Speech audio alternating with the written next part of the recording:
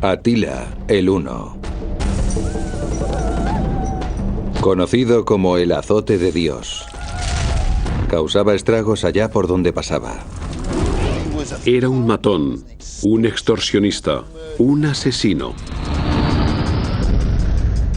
Las historias sobre Atila son espantosas, pero las hemos recibido a través de personas nada objetivas, sus enemigos. Ahora es posible revelar la verdad que hay detrás de sus relatos. Los investigadores buscarán al verdadero Atila, sometiendo los hechos ocurridos en su vida a análisis científicos. Los restos arqueológicos revelarán que la sola imagen de los hunos causaba pavor entre sus enemigos. Y un psiquiatra tumbará a Atila en su diván para descubrir si era tan malvado como se cuenta. Y el lugar que le corresponde entre los malos de la historia. Los malos de la historia. Atila. Era un peligroso bárbaro al que se describe como uno de los mayores monstruos de la historia. Incluso a día de hoy, su nombre Atila el Huno es sinónimo de salvajismo. Para entender mejor su comportamiento, el psiquiatra David Malott lo analizará. ¿Atila era un creador de imperios? ¿O un asesino despiadado? Situaremos a Atila en un psicógrafo que establezca una comparación con otros tiranos de la historia, como Gengis Khan o Calígula. Tiene un currículo fuera de serie. A su lado, Aníbal Lecter parece la Madre Teresa. En la ciudad francesa de Reims, entró en la iglesia y decapitó al arzobispo. Estaba decidido a convertirse en un bárbaro temible y lo consiguió. Destruyó toda una cultura, hombres, mujeres y niños incluidos, solo por su oro y riquezas. Atila causaba pavor por ser un asesino en masa, un saqueador, un expoliador y un salvaje. Masacró a todo un ejército romano. Era sumamente despiadado. Y ejecutaba a los desertores de la manera más sangrienta posible. Para Atila, la lealtad lo era todo. Y a los traidores, los castigaba con tal brutalidad que hubiesen deseado no haber nacido. Las historias de terror se sucedían, mostrando un nivel de salvajismo apenas concebible. Quizás porque las escribieron sus archienemigos, los romanos. Es muy difícil hacerse una imagen veraz de los hunos, porque la información está demasiado sesgada. Los romanos estaban cargados de prejuicios sobre los hunos. El escritor romano Marcelino escribió lo siguiente sobre ellos. Ignoran totalmente la diferencia entre el bien y el mal. Son una raza salvaje, devorada por su pasión por saqueos, robos y matanzas. Es decir, rechazo absoluto a los hunos. ¿Pero podemos fiarnos de los historiadores romanos? Podemos hallar algunas respuestas en la infancia de Atila. La información es sucinta. El historiador Prisco, coetáneo de Atila, afirma que nació en algún lugar de la gran llanura húngara en torno al 406 después de Cristo. Era el menor de 2 hermanos y pertenecía a la familia real huna. Creció rodeado de praderas, carpas, caballos, carros y arquería ecuestre. Así sería el cuartel general de los hunos, pero apenas dejaron restos para los arqueólogos. Ni estructuras permanentes, ni monedas, ni monumentos. Entender a Atila y quién era es algo muy complicado porque apenas hay fuentes, no tenemos datos. Es como intentar atrapar una nube de humo. Los romanos se ensañaron en sus descripciones de los hunos. Lo políticamente correcto no iba con ellos. El historiador romano Amiano Marcelino describió a los hunos con cierto detalle. Según él, tenían cuerpos anchos, chaparros, informes y torcidos. Eran prodigiosamente feos, tenían una pasión salvaje por los saqueos y los padres desfiguraban los rostros de sus hijos desde el nacimiento.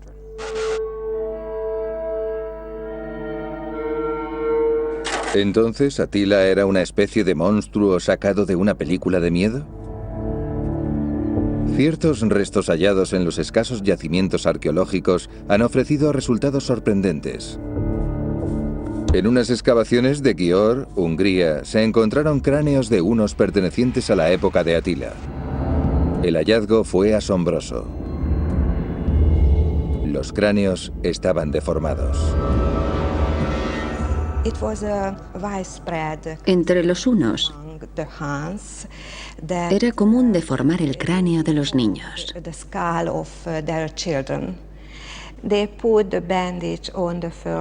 Ataban un vendaje alrededor de la frente del bebé y lo apretaban tanto que deformaban el cráneo.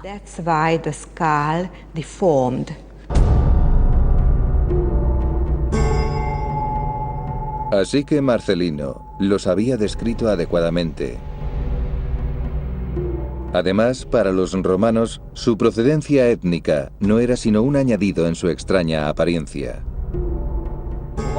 Una gran parte de los hunos provenían de Asia. Esto, añadido al hecho de que tenían los cráneos deformados, explica que los describieran como terroríficos, diferentes, salvajes.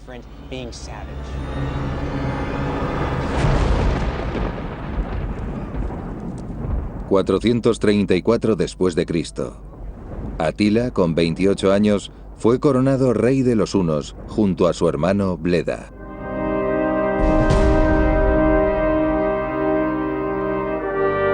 Se hicieron con el poder de un territorio que se extendía desde Alemania a Asia Central, desde el Danubio hasta el mar Báltico. Una superficie enorme. Y los hermanos querían algo para aderezarlo. Oro, mucho oro. Y el mejor sitio donde encontrarlo estaba muy cerca, al otro lado del Danubio.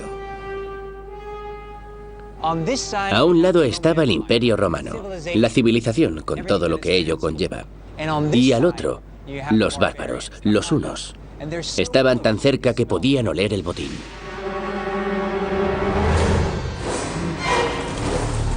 En un abrir y cerrar de ojos, los bárbaros ya estaban ahí. Atila, Bleda y sus hombres saquearon una ciudad romana tras otra, en ataques rápidos tras los cuales desaparecían. Fuentes indican que su talento a lomos de un caballo fue lo que les dio ventaja frente a los romanos. Estaban como pegados a la montura, cabalgaban a la velocidad del rayo. En esas circunstancias había que tomar todas las precauciones, ya que además usaban los arcos durante el ataque y la retirada. ¿Exageraban los romanos de nuevo o tenía Atila un arma secreta? Lo que distinguía a los jinetes hunos de los romanos era la montura. A diferencia de las romanas, las monturas hunas tenían una sección elevada en la parte anterior y posterior. La ventaja de esta montura es que proporcionaba una gran sujeción por delante y por detrás. De esta manera, los jinetes podían girar el torso y disparar en cualquier dirección. Estás prácticamente amarrado a la montura. Esa es la diferencia principal. Con un jinete tan bien sujeto, el caballo se convertía en una plataforma armamentística multifunción. Esta es una montura muy especial. Permitía a los jinetes disparar en un ángulo de 360 grados. Esto los hacía mucho más versátiles y efectivos que sus contrincantes. Transformaba a un caballo o un animal de carga en una sofisticada arma para la batalla. Atila se convirtió en un terrorista del siglo V. Irrumpía en las ciudades romanas, violaba, saqueaba, mataba y les prendía fuego. Su reputación no tardó en extenderse. Se trataba de un maleante con el que había que andarse con cuidado. Pero en lugar de enfrentarse a Atila y sus hordas, los romanos decidieron contratarlos como sicarios y mercenarios. Un claro caso de mantener a los amigos cerca y a los enemigos aún más cerca. Los romanos apreciaban las proezas militares de los hunos y les prometieron grandes beneficios si se aliaban con ellos. ¿Matar por dinero? Una oferta a la que Atila y su hermano Bleda no podían negarse. En el 437 después de Cristo, los hunos lanzaron un ataque a gran escala contra los borgoñeses, en lo que hoy sería Francia. Fue una atrocidad. Fuentes históricas señalan que Atila masacró primero a los guerreros y después a mujeres y niños. Murieron 20.000 personas. Una limpieza étnica a escala épica. Pero, ¿por qué? ¿Había alguna estrategia tras esa sed de sangre? ¿Qué se le pasaba a Atila por la cabeza? Para mí, la matanza de los borgoñoses dejó bien claro que lo que quería Atila era dinero. Ese era su último objetivo. Era una destrucción porque sí, por pura maldad y odio. Los romanos recompensaron copiosamente a Atila por deshacerse de los borgoñones, quizás sin ser conscientes de que habían creado un monstruo. Atila tomó el oro de los romanos y se dio cuenta de que aún tenían mucho, muchísimo más. Una vez hubieron recibido todo aquel dinero de los romanos, se dieron cuenta de que podían volver a por más una y otra vez. Pero saquear y masacrar tribus de medio pelo no era suficiente para Atila. Querían más dinero. Y solo había un pueblo al que pudiesen robarle tales cantidades: los romanos. Roma contrató a Atila el Huno y a su hermano Bleda para que les hicieran el trabajo sucio, librarles de los enemigos del imperio a cambio de oro. Pero Atila y Bleda necesitaban más para garantizar la lealtad de los hunos.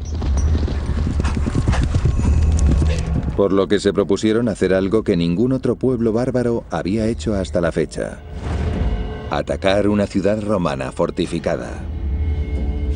Lo que quería Atila era extorsionar al Imperio Romano. Para ello, tuvo que demostrar a los romanos que les iba a causar problemas si no le pagaban ese dinero. En primer lugar, tenía que encontrar una ciudad y destruirla. Una ciudad como Naissus, ubicada donde hoy se encuentra Serbia.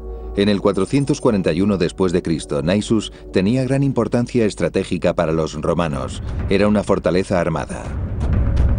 Pero dentro había oro. Y era precisamente eso, y no otra cosa, lo que quería Atila. Era un saqueador, no un creador de imperios. Atila no tenía ningún interés en conquistar ciudades, solo quería echar la puerta abajo, entrar, destrozar la ciudad y salir tan rápido como le fuera posible. Y cuanta más gente muriese en el proceso, mejor para su reputación.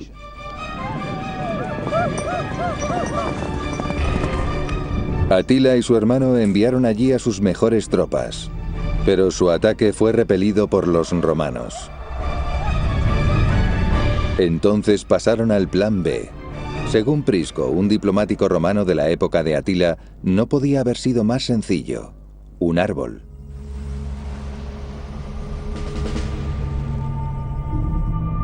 Prisco relató cómo los hunos destruyeron las puertas de Naissus con un ariete. Atila no se andaba con sutilezas. Pero ¿serían capaces Atila y Bleda, dos nómadas analfabetos, de construir un ariete lo suficientemente potente como para echar abajo las puertas de una ciudad? Este es un trabajo para el equipo SWAT. La unidad de respuesta de emergencia de la Policía Provincial de Ontario, Canadá, va a encargarse de poner a prueba el ariete de Atila. Lo primero es hacerse con un ariete de características similares al que utilizó Atila. Prisco comentó que era un tronco de árbol con metal en la punta, que sujetaban mediante una estructura que lo recubría. Seguramente iría cubierto con algo de cestería de sauce y llevaría protección, porque una de las cosas más importantes que necesitas cuando estás echando abajo los muros de alguien es protegerte de las rocas que pueden estar tirándote. La policía intentará irrumpir en una fábrica con puertas de acero y muros de cemento. Estas puertas son muy similares a las que tendrían los romanos en sus ciudades. Serían de este tamaño, de doble batiente.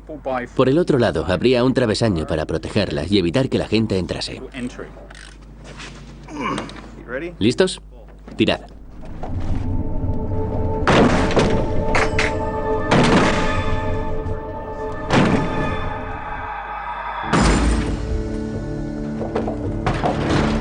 Pero cuando se ataca una ciudad, la puerta suele ser el acceso más difícil.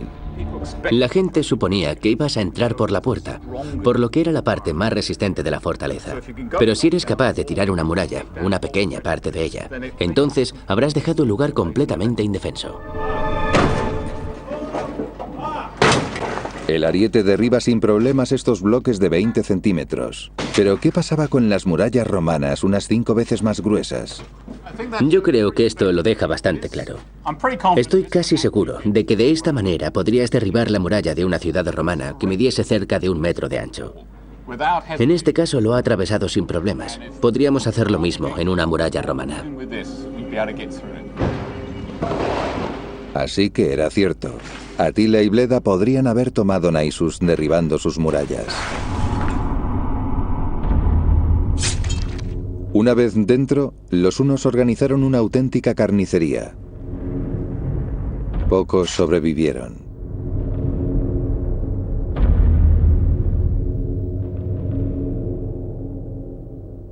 El Imperio Romano se quedó conmocionado.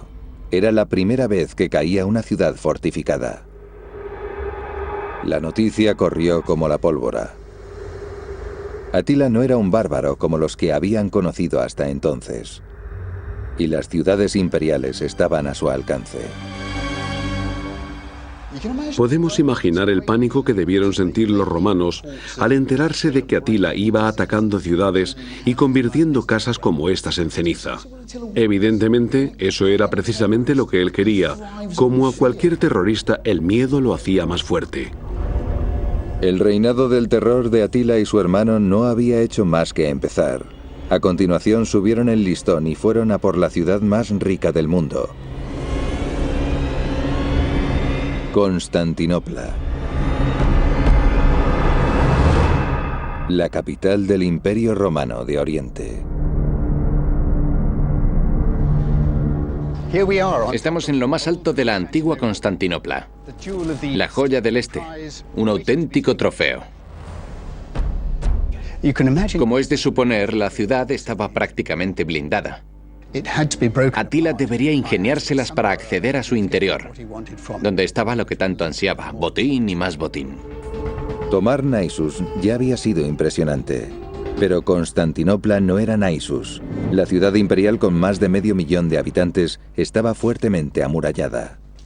Estos son los muros de Constantinopla. El tiempo se ha encargado de revelárnoslos. Son sumamente gruesos, 4 o 5 metros. Pero los muros no son su única defensa.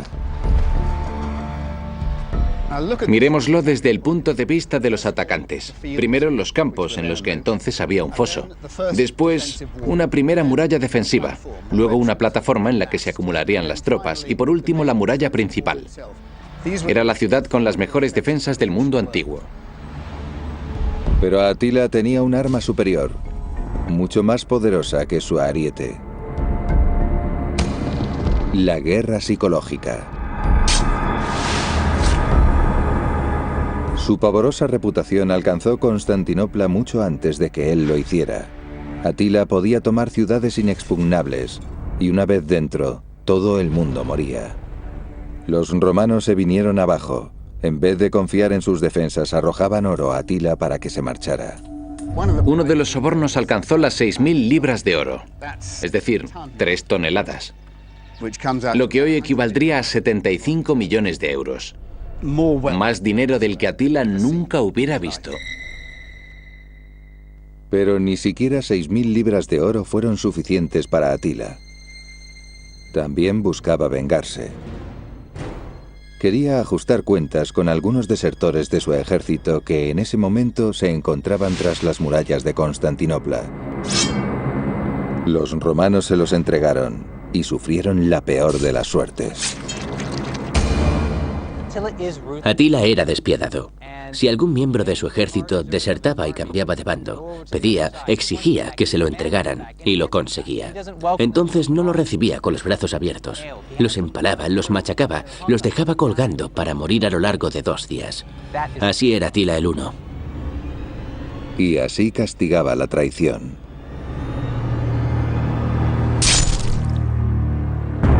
Pero ¿qué tipo de hombre es capaz de hacer algo así? El método que utilizaba Atila para matar a sus enemigos demostraba una crueldad extremadamente brutal y sádica. Ni siquiera Constantinopla pudo hacer frente a Atila y Bleda.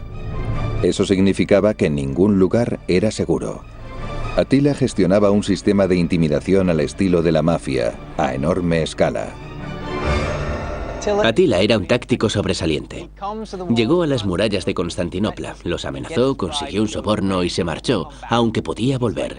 Era como un capo de la mafia que se presenta constantemente, que no deja de extorsionar y acaba convirtiéndose en parte de tu vida, de tu cultura, y no puedes librarte de él. Solo había una cosa que separaba a Atila del poder absoluto: su compañero de batallas y hermano de sangre, Bleda. Atila el Huno y su hermano Bleda habían creado uno de los mayores clanes de la historia, dedicado a extorsionar a los romanos a cambio de oro. El negocio familiar fue como la seda durante 12 años. Entonces el amor fraterno se transformó en rivalidad. Un día, en el año 445, Bleda salió de caza, para no volver.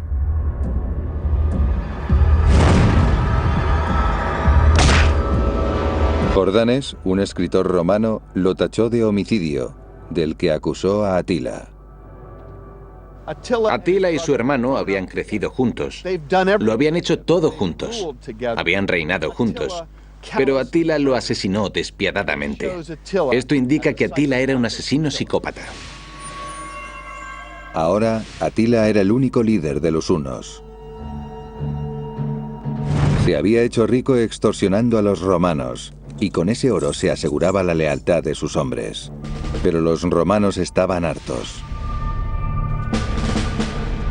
Reunieron un ejército para enfrentarse a Atila en el campo de batalla de Utus, donde a día de hoy se encuentra Bulgaria. Fue una debacle. El ejército romano fue arrasado.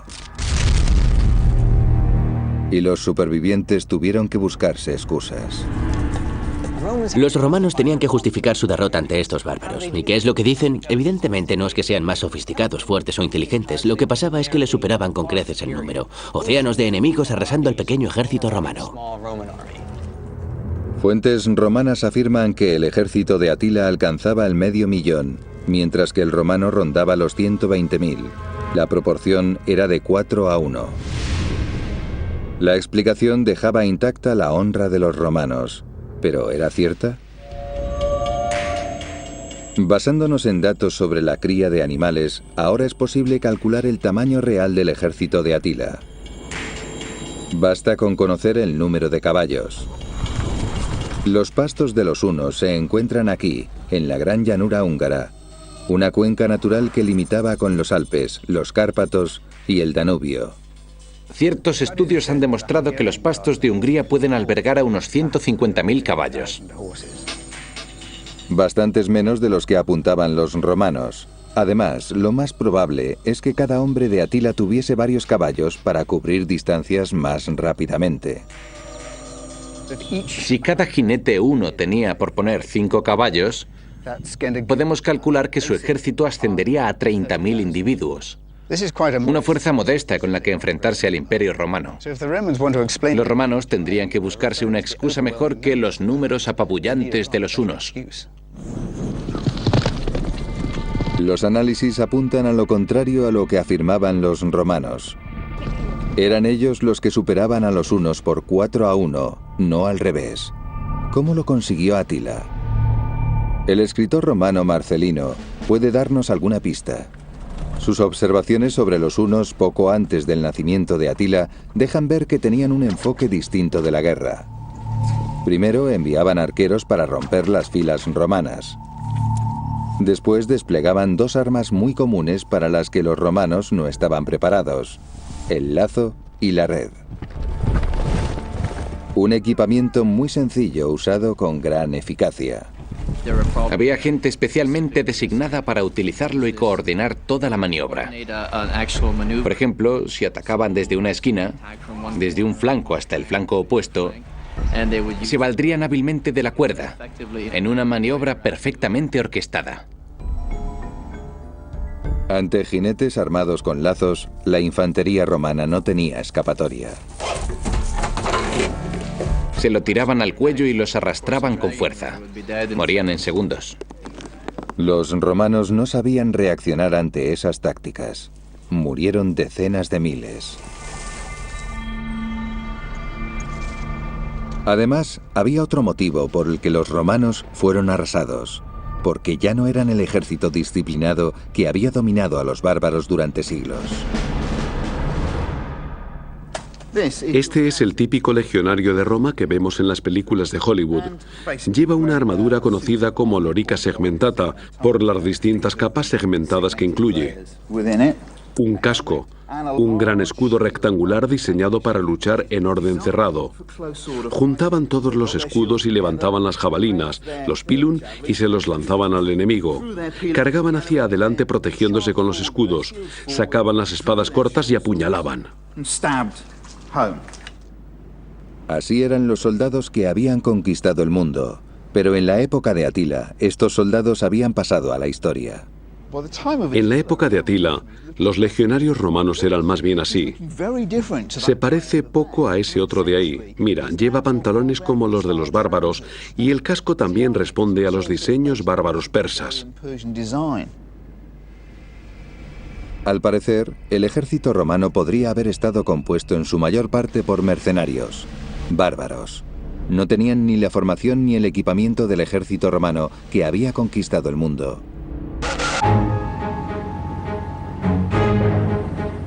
Devastados por la derrota, los romanos de Constantinopla pidieron la paz.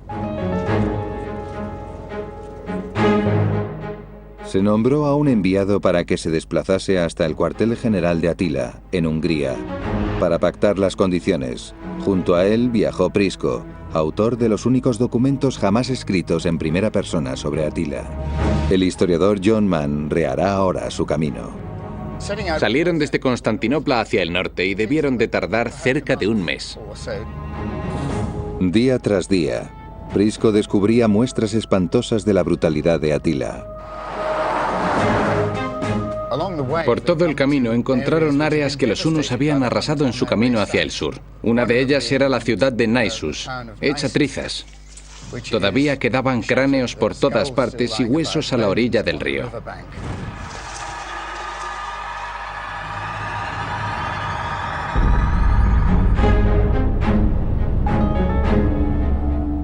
Finalmente salieron del Imperio Romano y se adentraron en el territorio de Atila, hasta el río Tisza.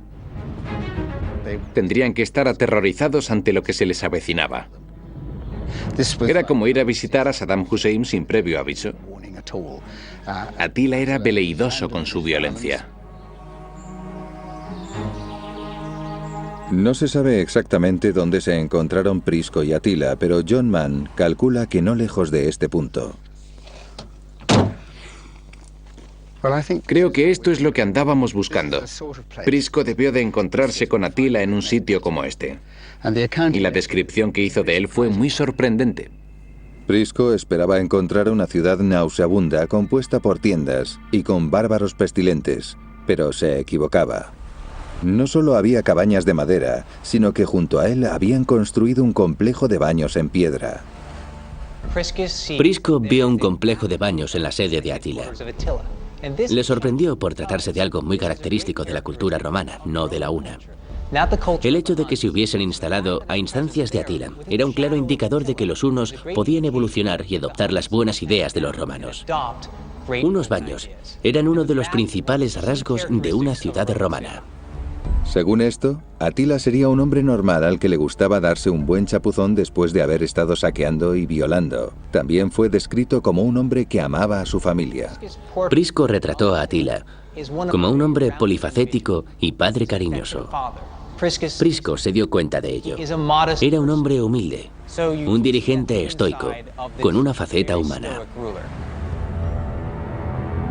¿Cómo puede entenderse que Prisco también lo describiera como bebedor empedernido y asesino iracundo que no tiene reparos en empalar a espías y esclavos?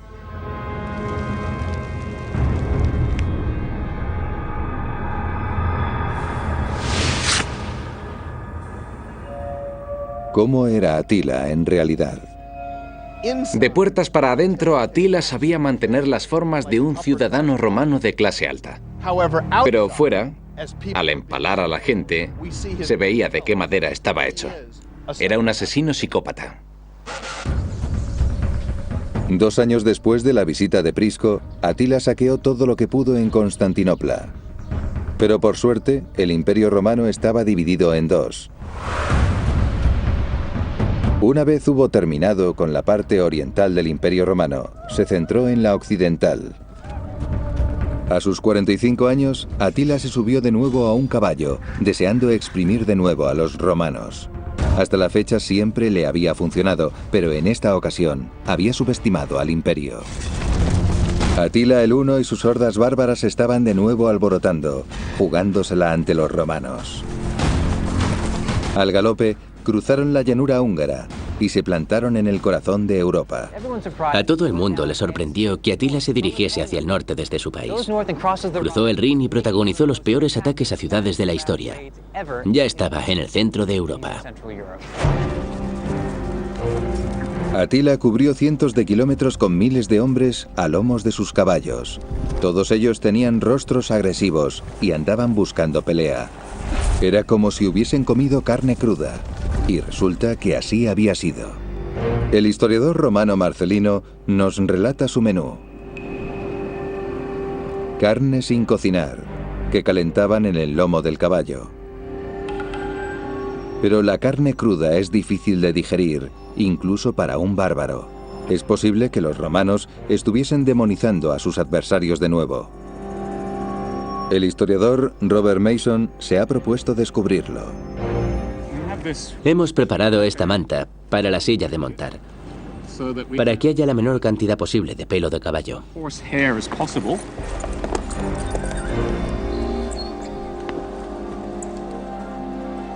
Montamos el caballo durante 6 horas para descubrir si la carne se volvía comestible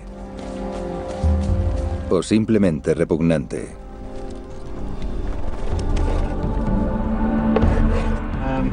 Aquí viene otra loncha. Esta para ti. Ha cambiado un poco. Parece que está algo más tierna. Ya no está cruda. Increíblemente parece que la historia es cierta. La nutricionista Lynn Weaver cree saber por qué. Supuestamente el caballo tenía sal, que sirve como conservante. Es posible que protegiera la parte exterior de la carne y la mantuviera libre de bacterias. Además iba cubierta y estaba bajo gran presión, con lo que se volvía más tierna. La carne cruda es indigesta por su robusta estructura celular. Los golpes que recibía mientras cabalgaban rompían las paredes de las células y se volvía más tierna. Una versión del plato de carne cruda, steak tartare. Un alimento muy práctico con el que Atila y sus hombres ganaban tiempo de viaje. No está mala. Atila y sus carnívoros guerreros irrumpieron en Europa occidental y llegaron a la ciudad amurallada de Metz. Sacaron sus arietes y la ciudad cayó. Siguieron adelante y no encontraron más que ciudades fantasmas. Sus habitantes habían huido despavoridos.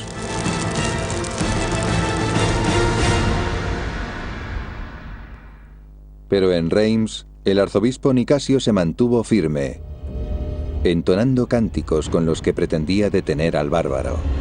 Pero a Atila la música le traía sin cuidado. Rebanó la cabeza del arzobispo. ¿Tenía alguna gran estrategia en mente? ¿O solo obedecía a su sed de sangre? La campaña de Atila en la Europa del Oeste no parece tener ningún valor estratégico. Lo movía únicamente la venganza, el odio y la destrucción. Finalmente, Atila llegó a los campos cataláunicos, al norte de Francia, y se dio de bruces con los ejércitos romanos de la Europa occidental. El general romano Aecio tenía una estrategia sencilla: superarlos en número. Había recorrido la Galia y reunido a todas las tribus que guardaban rencor a Atila, desde los borgoñones supervivientes a los visigodos. 2 ejércitos frente a frente. Que empiece la acción. La clave de esta batalla eran las plataformas altas. En la llanura cataláunica había una cresta elevada entre los 2 ejércitos y ambos corrieron para ser los primeros en llegar a ellas. Los romanos lo lograron. En ese momento les bastó con quedarse esperando a que los jinetes de Atila subieran por la colina. Caballería contra una infantería aferrada a una posición defensiva. Ambas partes sufrieron bajas. Sidonio Apolinar, un poeta galo de la época, afirma que murieron 100.000 hombres en un solo día y que el río que atravesaba la llanura fluía de un color rojo sangre. Los hunos venían en oleadas cresta arriba y siempre eran repelidos una y otra vez. Entonces, en el momento clave, los visigodos cargaron colina abajo. Atila tuvo que replegarse hasta su campamento. Había ocurrido lo impensable. Atila había perdido la batalla. Aecio resultó victorioso por obligar a Atila a luchar frente a frente, en vez de permitir que usara sus tácticas de guerrilla. Atila demostró ser un mal perdedor. Había perdido su primera gran batalla. Pero eso no iba a disuadirlo. Creía en la fuerza bruta. Y estaba furioso. Quería vengarse. Quería la revancha. Y eso fue exactamente lo que hizo. Decidió que Roma pagaría por aquello y puso sus ojos chispeantes en Italia. Cruzó los Alpes e inició una nueva campaña de muerte y destrucción. En primer lugar, en la ciudad fortificada de Aquilea. Sus artilugios funcionaron. Los hombres de Atila irrumpieron en la ciudad y la destrozaron. Pero alguien iba por delante de Atila, su aterradora reputación. Pueblos enteros huían de su camino. Pero entonces Atila titubeó. Cuenta la historia que el Papa se interpuso en su camino y lo convenció para que diese la vuelta. Pero la realidad pudo ser menos espiritual y tener más que ver con las enfermedades que asolaban Europa. Había muchos motivos por los que volverse. El hambre quizás, o con más probabilidad una plaga. Al final no fueron los italianos los que lo derrotaron, sino las bacterias.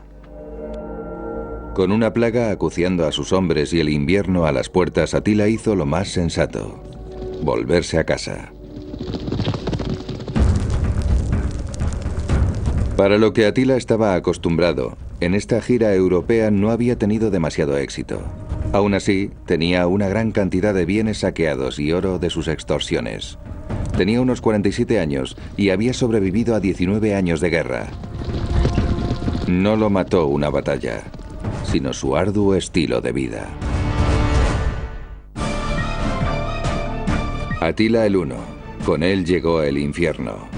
Aterrorizó Europa y los Balcanes durante 10 años. Amasó una enorme fortuna y mató a cientos de miles de personas. Hacia el año 453 después de Cristo estaba fatigado, listo para descansar y relajarse un poco, pero no lo consiguió. Se casó de nuevo con una mujer preciosa, según se cuenta. Era maravillosa, joven. La llevó a su habitación. Pero a la mañana siguiente amaneció muerto. Según Prisco, cuando encontraron el cuerpo de Atila, había sangrado por la nariz. ¿Es posible que semejante guerrero tuviese tan innoble muerte? ¿El azote de Dios, muerto por una hemorragia nasal, sería posible? Prisco nos ofrece datos médicos en su informe sobre la muerte de Atila. Lo encontraron aturdido, con mucha sangre por la boca, y también había sangre por los alrededores. No había rastro de vómitos. Sabiendo esto, puede utilizarse un simulador médico que establezca una causa probable de su muerte. Las posibilidades son que la sangre viniera de sus pulmones o bien del tracto digestivo. La tuberculosis, las infecciones o un tumor pueden causar hemorragias en los pulmones, pero solo pequeñas cantidades de sangre espumosa. No encaja con la descripción de Briscoe. Attila había bebido mucho toda su vida y es probable que padeciese del hígado. Una de las consecuencias de ello es que el vaso sanguíneo que alimenta al hígado empieza a expandirse y llenarse aún más. Los vasos sanguíneos de la garganta van a parar a una de las venas principales que baja hasta el hígado. Cuando hay demasiada presión, estos vasos pueden reventar o desgarrarse, provocando una enorme hemorragia. Estas eran consecuencias lógicas de una vida dura. Demasiado alcohol, demasiadas juergas y demasiado estrés. Una noche que debería haber sido de felicidad absoluta acabó con un ataque de tos, una repentina hemorragia y una gran pérdida de sangre. El paciente acaba ahogándose en su propia sangre. En el caso de Attila, probablemente fue un poco de todo. Estado de shock por la enorme hemorragia, la tráquea llena de sangre, la asfixia. Todo ello le causó la muerte. Una muerte sangrienta para un asesino sangriento. Attila creció como un nómada en las llanuras húngaras y desafió el poder del Imperio Romano. Las muertes que causó se cuentan por cientos de miles. Libró guerras de terror y extorsión. Cometió un genocidio barriendo a los borgoñones en medio de un tremendo derramamiento de sangre. Arrasó ciudad tras ciudad, simplemente porque podía. Las calles rebosaban de cuerpos en descomposición. Su venganza contra los traidores era horrenda. El empalamiento, una muerte lenta y dolorosa. ¿Qué puesto le corresponde en el palmarés de los malos de la historia? Attila, ¿era un asesino psicópata que mataba por placer como Calígula? ¿O tenía un proyecto como Gengis Khan?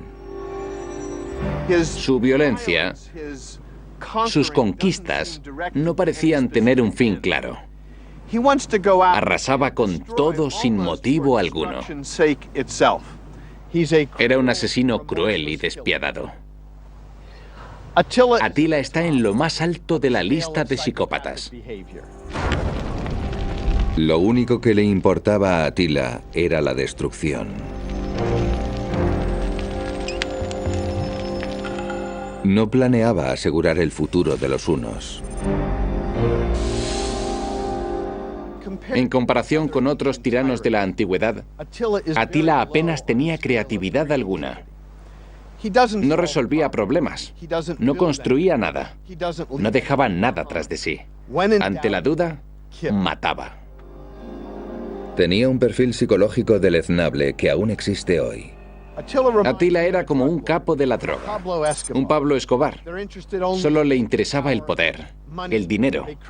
No creaba nada, no construía nada. Si alguien se metía en su camino, lo mataba. Es posible que Attila fuese el primer gran terrorista de la historia. Consiguió amasar una enorme fortuna en el siglo V mediante su campaña de intimidación. Pero su falta de visión hizo que no sentara las bases de una civilización duradera. Muerto Attila, esta se desmembró. 30 años después, el gran imperio de Attila había desaparecido por completo.